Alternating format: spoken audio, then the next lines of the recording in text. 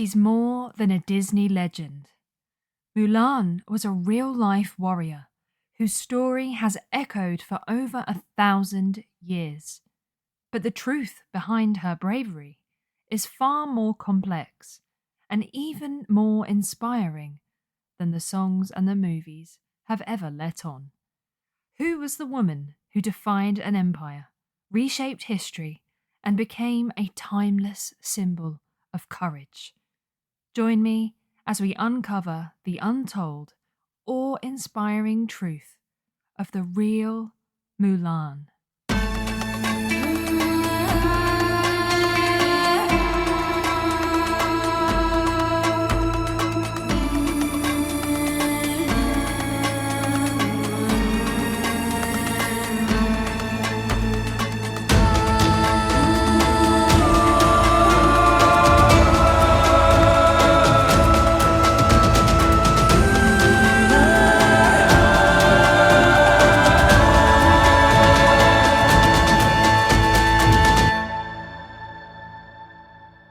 Hello and welcome back to Ladies of Lore, the podcast where we uncover the women behind the myths, behind the legends and the fairy tales we all think we know.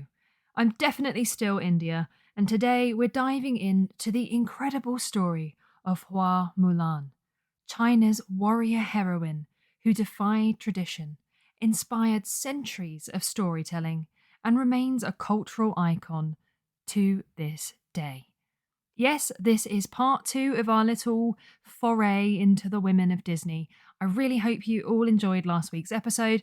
If I'm honest, I don't know if you did or not at the time of recording this because I'm doing somewhat of a batch of episodes all at once. So if you're not loving the Disney stuff, I'm sorry, but try this one out because let me tell you, Mulan is the best. It's also my favourite Disney movie, and I've recently discovered that seems to be the case for many queer women.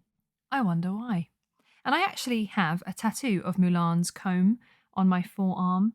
So, I'm especially invested in this one. That's how much I love it.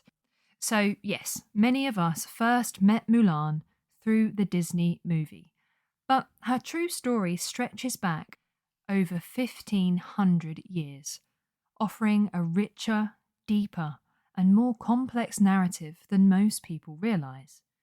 So buckle up for a journey through time as we uncover the origins of Mulan, how her story evolved over the centuries, her representation in pop culture, especially Disney's version, and how modern feminist retellings have redefined her legacy. As always, if you do enjoy the podcast, please do hit the follow button wherever you get your podcasts. And if you're ready, let's go.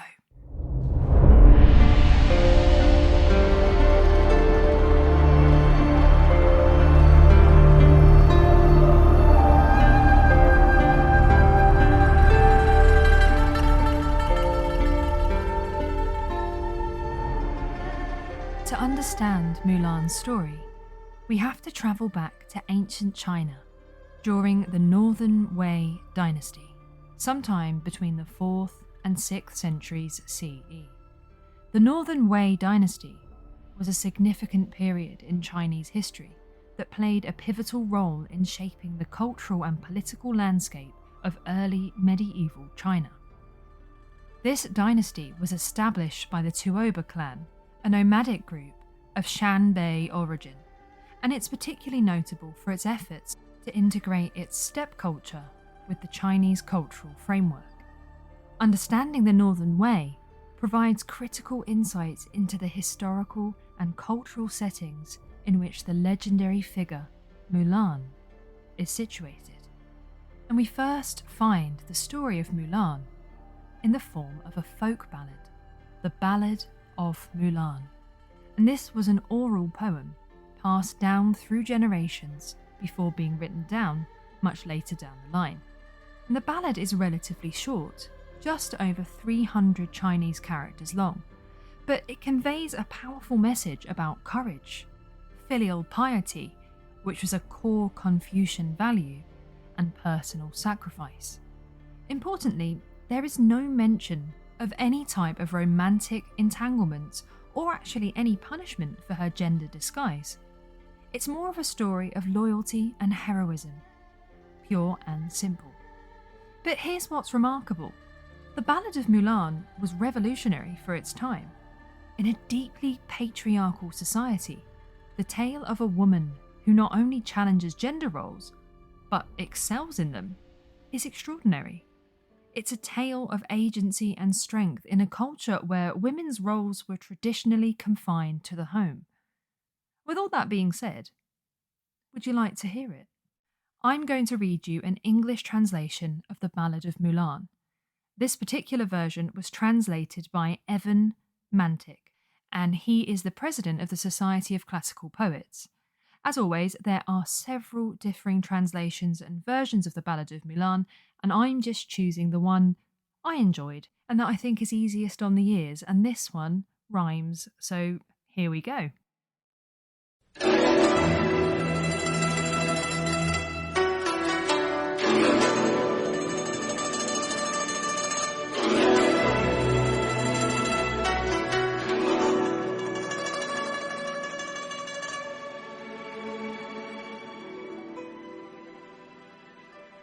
Sigh after sigh, she sadly sighs, while weaving near the door. No sound of spinning loom that flies, just Mulan, feeling poor. Go ask her whom she thinks about, what boy is in her heart. She says, there's none I think about, there's no boy in my heart. Last night I saw the army's list of those the Khan has picked. On all 12 draft lists that exist, my father's name is ticked. My father has no grown-up son who can to battle race.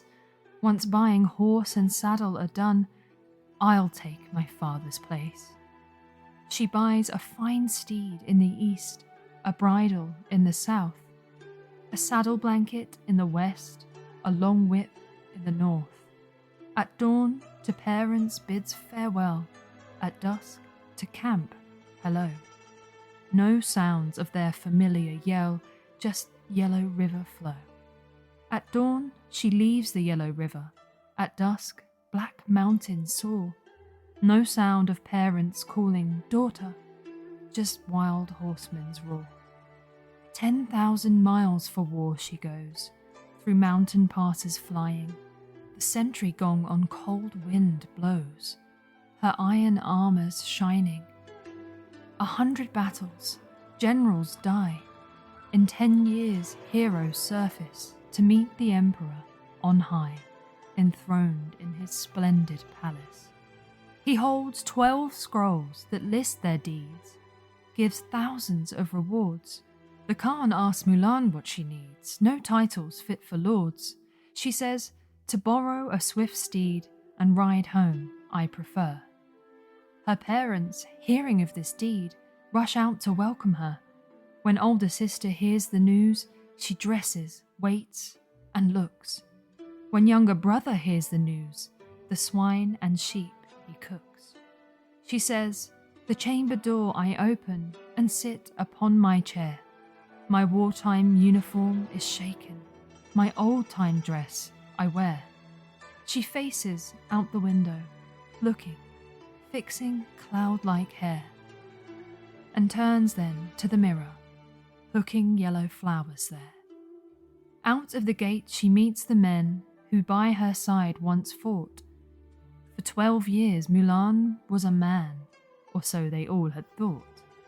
The male hare's feet go hop and skip, and female hares look muddled. But when they run at a good clip, how can't one get befuddled? So there you go, that's the Ballad of Mulan. And the Northern Wei was a period of frequent military campaigns, and the state's reliance on conscription could have created opportunities for women like Mulan to assume the roles traditionally held by men. And while Northern Wei society was patriarchal, nomadic traditions often afforded women more active roles in comparison to settled Chinese norms, including participation in family-based decision-making and possibly even combat. Mulan's ability to disguise herself as a man and excel in a male-dominated space reflects themes of adaptability and equality, aligning with the Northern Way's cultural blending. And her narrative bridges the nomadic warrior ethos of the Shanbei rulers with Confucian values of loyalty and filial duty. And the Ballad of Mulan and its protagonist became symbols of loyalty, courage, and familial devotion. These values were particularly meaningful during times of political fragmentation and cultural transformation, such as the Northern Wei period.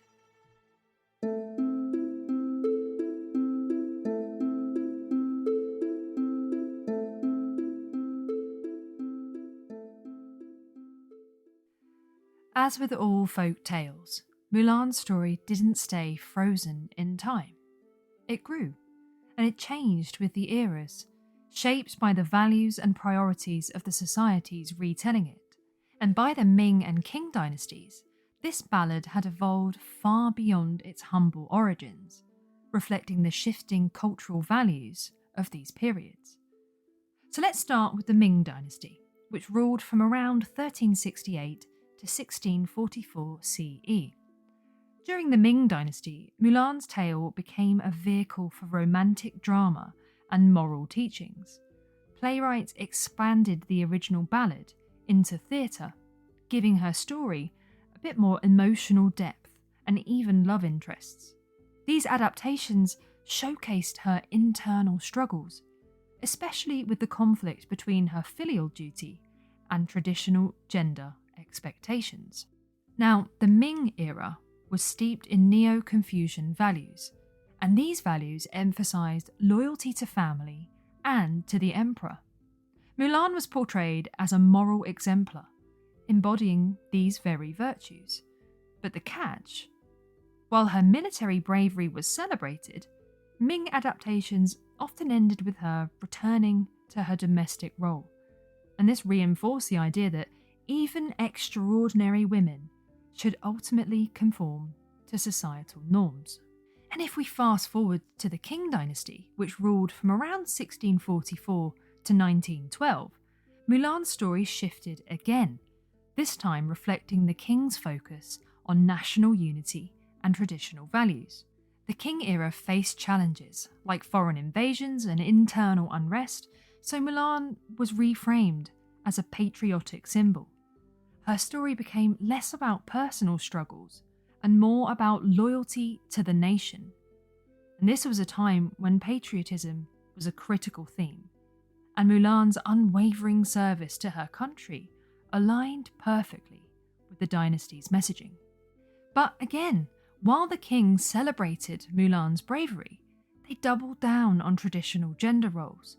Stories emphasized her return to domestic life after the war, aligning her with the 3 obediences and the 4 virtues, a strict Confucian code for women.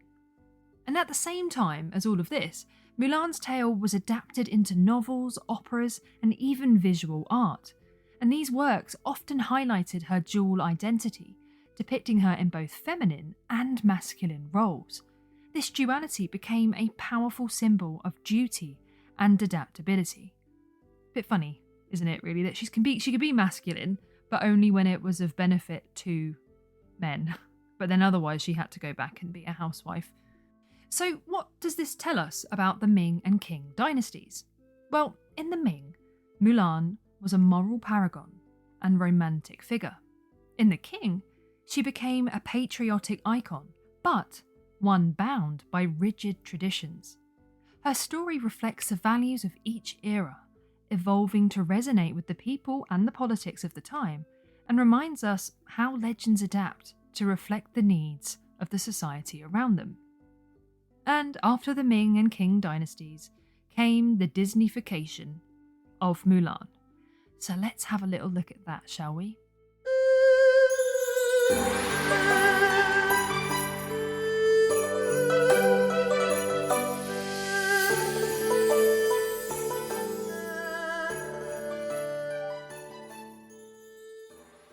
For many people around the world, Mulan's story became familiar through Disney's 1998 animated feature.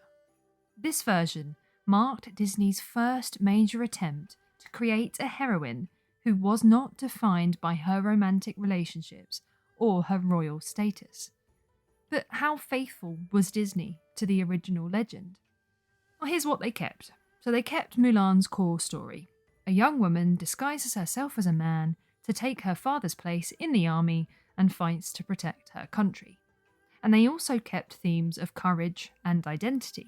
So Disney's Mulan is still a story about self-discovery. It's still a story about bravery and about breaking societal norms.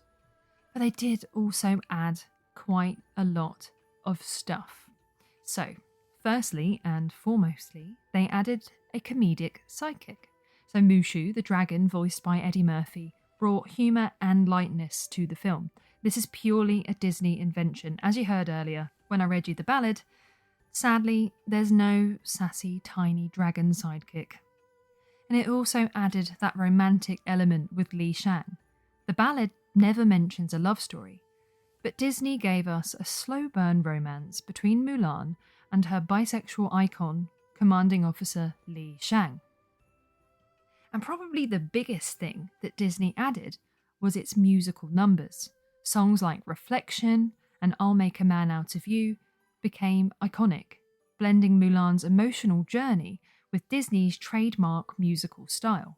And in my very humble opinion, Reflection is the best Disney song of all time. And it's also my go-to shower song, which is awful for anyone in hearing distance of me and my house, but very fun for me, because let me tell you, that song, it's dramatic. And it's perfect to imagine yourself in a music video while you're in the shower. So you're learning far too much about me and my showering habits today, but there we go, now you know. And the other thing that Disney also added was a very round, happy ending. In the Disney version, Mulan is celebrated as a hero. She wins her family's respect and gets a blossoming romance. While the Disney version was groundbreaking in many ways, it also faced criticism for blending Western storytelling tropes with Chinese culture in ways that felt inauthentic. Critics have pointed out that the movie contains several misrepresentations of Chinese culture and traditions and argues that the film adopts a Western lens in presenting a Chinese legend.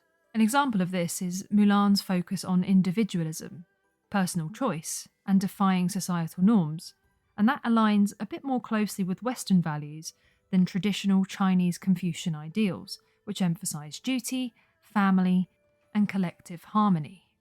The movie does also have some historical inaccuracies, blending elements from different periods in Chinese history, creating a setting that lacks authenticity. For example, the Great Wall of China and the Huns are presented together in the movie, but in reality, these aspects stem from very different eras, and the portrayal of Chinese dress and aesthetics was also criticised as a generic amalgamation rather than a faithful depiction of any specific region or period. The original Ballad of Mulan is a nuanced tale, emphasising themes like filial piety and loyalty to the nation, and critics argue that Disney simplified these themes to fit its formula of a personal hero's journey, sidelining the collective and familial values that were central to the original legend.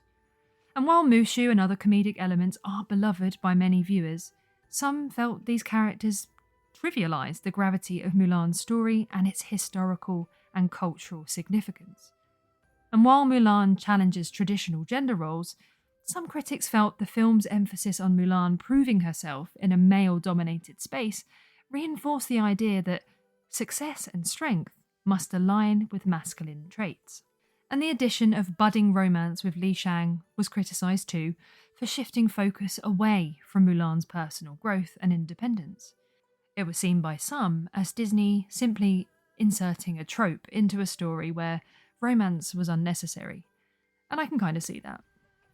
And crucially, although Mulan's story is central to Chinese culture, the production involved minimal consultation with Chinese historians, artists, or cultural experts, and this led to accusations that Disney prioritised marketability over authenticity. And I'm just throwing my 2 pence in here, but it does always frustrate me. And I love this movie, but it does frustrate me when media is made about a certain culture, but people from that culture aren't actually involved in it.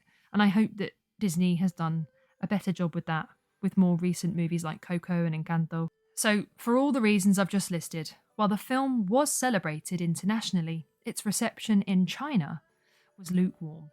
Many Chinese audiences found the portrayal of their culture overly simplistic or exoticized. The comedic tone and certain artistic liberties like Mushu and the singing sequences were seen as undermining the legendary heroine's dignity and strength. The Disney Mulan is cherished for its empowering protagonist and groundbreaking representation of a non-European legend, and these criticisms highlight the challenges of adapting cultural stories for a global audience. The tension between cultural fidelity and mainstream appeal remains a significant conversation around the film's legacy. Still, for audiences unfamiliar with the original legend, it did make Mulan a household name and introduce her story to millions.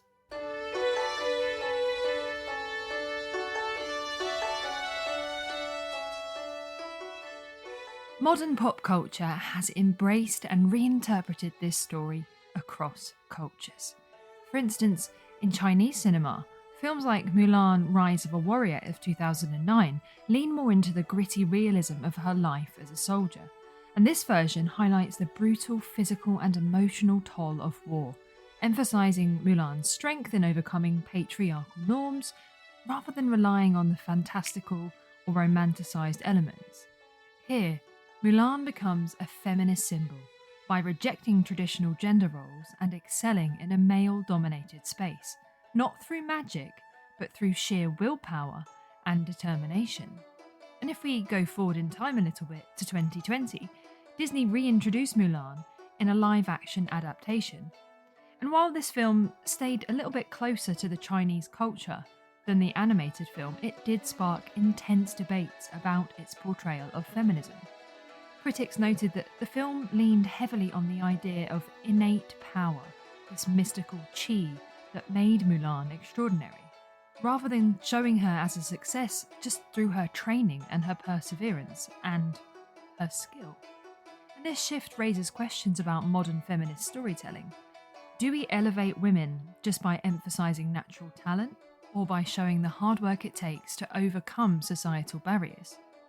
Many argued that this version missed an opportunity to reflect real-world struggles. Instead of depicting Mulan as someone who grows into her role through grit and determination, the live-action film suggests she was just always destined for greatness.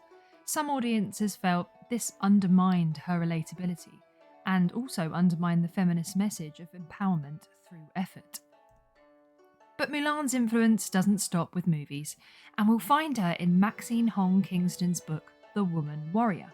In this semi-autographical book, Kingston reinterprets Mulan's story through a feminist lens, weaving it with her own experiences as a Chinese-American woman. Here, Mulan becomes a metaphor for resilience and the struggle to balance tradition with modernity.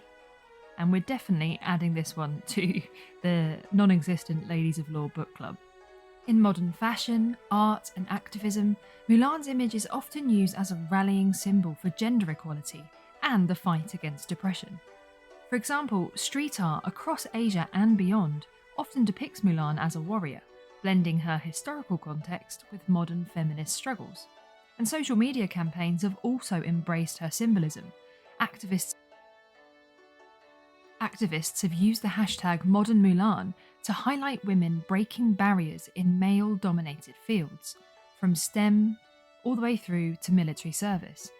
Mulan, as a cultural figure, continues to evolve as an icon of empowerment, proving her relevance across the centuries. In the end, Mulan's story is more than just a tale of cross-dressing heroics. It's a reflection of evolving feminist ideals.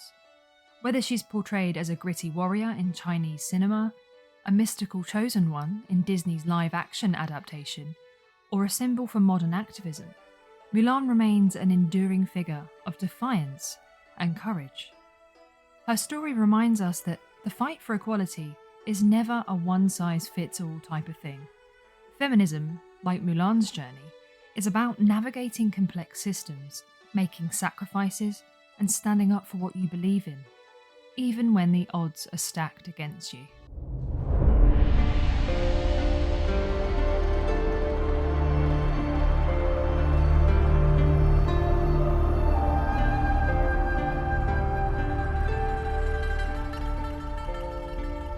So what makes Mulan's story so enduring? Perhaps it's her bravery, her willingness to defy expectations, or her ability to adapt to the values of each new generation. From a brief ballad to Disney blockbusters and feminist reimaginings, Mulan reminds us that true heroism transcends time and culture. Thank you so much for joining me on this journey through the myth, history, and pop culture of Mulan. If you enjoyed the episode, don't forget to subscribe, maybe even leave me a little comment, let me know what you think. I really love it when you guys leave me comments. I'll be back next week with the third part in our little Disney series. Until then, please take care of yourselves, have a lovely week, stay warm, and I'll be back next week to unravel another thread in the rich tapestry of women in mythology and folklore.